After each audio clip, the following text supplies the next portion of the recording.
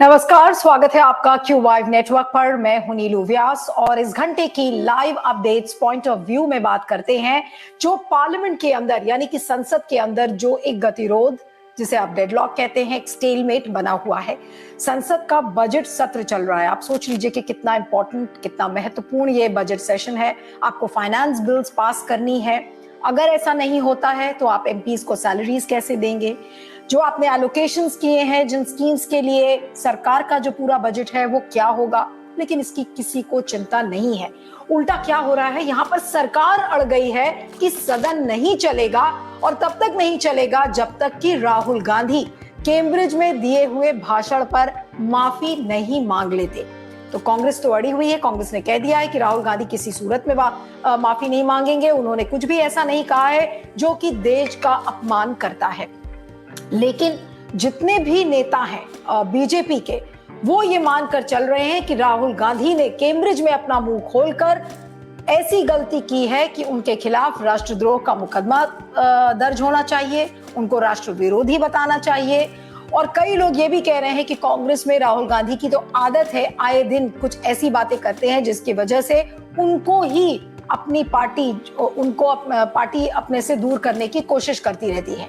लेकिन सवाल यह है कि राहुल गांधी ने क्या कहा। लेकिन आज जो संसद में लगातार जो एक गतिरोध बना हुआ है वो इसलिए है कि सरकार ये कह रही है कि राहुल गांधी माफी मांगे और विपक्ष क्या चाह रहा है। विपक्ष का पूरा फोकस अदानी हिंडनबर्ग रिपोर्ट पर है कि जो भी खुलासे हिंडनबर्ग रिपोर्ट ने किए हैं उसको लेकर एक जॉइंट पार्लियामेंट्री कमेटी की जांच होनी चाहिए, यानी कि जेपीसी की मांग विपक्ष कर रहा है।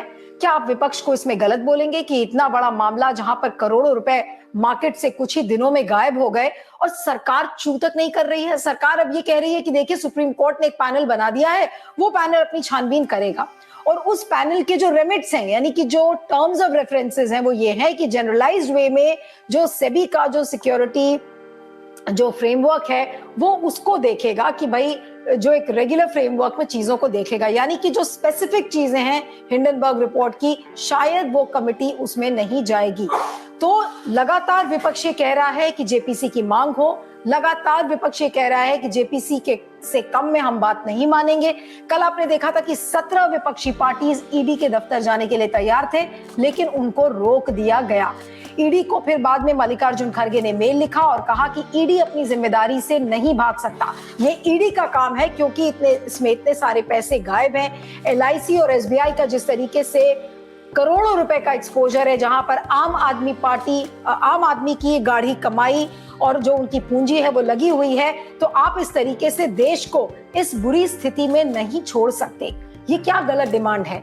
इसी को लेकर आज भी, कल तो संसद जो विजय चौक था, विजय चौक से उनको ईडी के दफ्तर में मार्च करना था, पुलिस ने नहीं जाने दिया।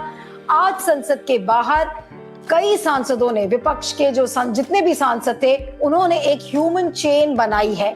अब ह्यूमन चेन के मैं आपको तस्वीरें दिखाती हूँ और मैं प्रोड्यूसर से कहूंगी कि आप उसको प्ले करें।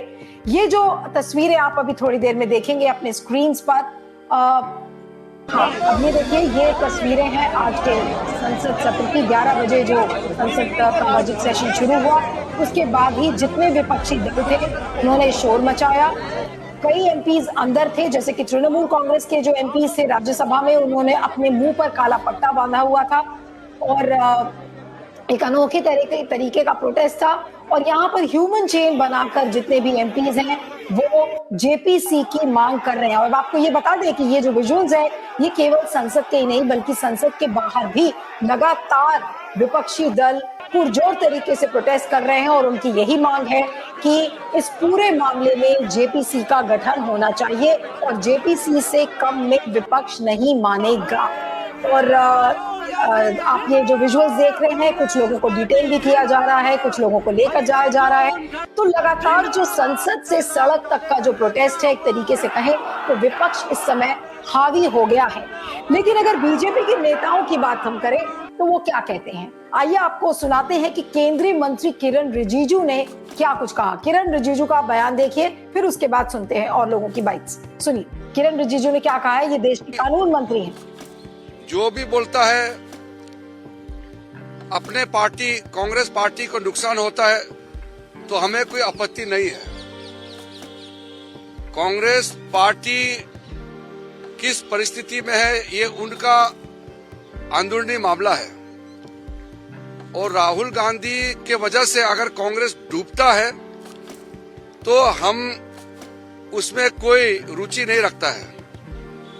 अगर कांग्रेस पार्टी को राहुल गांधी ने डुबा दिया, बर्बाद कर दिया, तो हमारे लिए ये कोई रुचि का विषय नहीं है। लेकिन अगर वो देश को डुबाने का काम करेगा, देश को नुकसान कराने का काम करेगा, तो इस देश का नागरिक होने के नाते हम चुपचाप नहीं बैठ सकते। तो ये आपने देखा कि किरेन रिजिजू ने क्या कहा, लेकिन इसी बाइट में वो एक छोटी क्लिप थी जो हमने आपको सुनाई, लेकिन किरेन रिजिजू ने साथ में ये भी कहा कि राहुल गांधी उन नेताओं में से हैं जो सबसे ज्यादा भारत में बोलते हैं। वो पूरी बाइट अगर आप ध्यान से सुने तो उसमें ये भी उन्होंने कहा है कि भारत जोड़ो यात्रा के दौरान सबसे ज्यादा अगर देश में कोई बोलने वाला व्यक्ति है तो वो राहुल गांधी है। लेकिन राहुल गांधी ने सबसे बात की, सुबह से शाम तक उन्होंने सरकार को गाली बकी, लेकिन जब वो विदेशी जमीन पर जाते हैं तो वहां पर वो ये कहते हैं कि सांसदों को बोलने नहीं दिया जाता। इसी बात को किरेन रिजिजू ने कहा था। लेकिन जितने भी विपक्षी दल हैं जो कि लगातार जेपीसी की मांग कर रहे हैं और पूरा जो विपक्ष का जो फोकस है और जो विपक्ष की रणनीति है, कि आपको रणनीति पूरी स्पष्ट हो गई होगी कि सरकार की रणनीति है कि जो पूरा फोकस है वो राहुल गांधी पे बनाए रखो ताकि आप उनको राष्ट्र विरोधी बताते रहो, और जो विपक्ष का फोकस है वो अदानी पर ही है, क्योंकि अदानी का मसला ऐसा है कि अब उससे सरकार कब तक भाग सकेगी ये देखना है। विपक्ष तो इस समय बिल्कुल ऐसा लग रहा है कि अदानी के मामले में एकजुट हो चुका है। वो भी पार्टीज जो कि पहले एकजुट नहीं हुई थी, जैसे कि आम आदमी पार्टी कल कांग्रेस के साथ दिखी, तो जिस तरीके से विपक्षी दल इस समय एकजुट नजर आ रहे हैं अदानी के मुद्दे को लेकर, मुझे नहीं लगता कि अदानी का मसला बीजेपी का पीछा जल्द छोड़ेगा। अब सुनिए, आज पवन खेड़ा जो कि कांग्रेस के राष्ट्रीय प्रवक्ता हैं, सुनिए उन्होंने क्या कहा। कि एक आदमी सब पर भारी हो। हमने सोचा वो अपने लिए बात कर रहे हैं, क्योंकि हमेशा प्रधानमंत्री अपने लिए ही ज्यादा बात करते हैं, आई मी माई सेल्फ प्राइम मिनिस्टर। लेकिन अब समझ में आ रहा है कि वो टिप्पणी उन्होंने अपने लिए नहीं की थी, रिंग मास्टर गोगो के लिए की। कौन है ये ring master Gogo? Ring master Gogo उनके दोस्त हैं गौतम अडानी। ये टिप्पणी गौतम अडानी के लिए की। वो एक आदमी, वो एक दोस्त पूरे हिंदुस्तान पर भारी हो गया, हिंदुस्तान की कैबिनेट पर भारी हो गया, हिंदुस्तान की संसद पर भारी हो गया।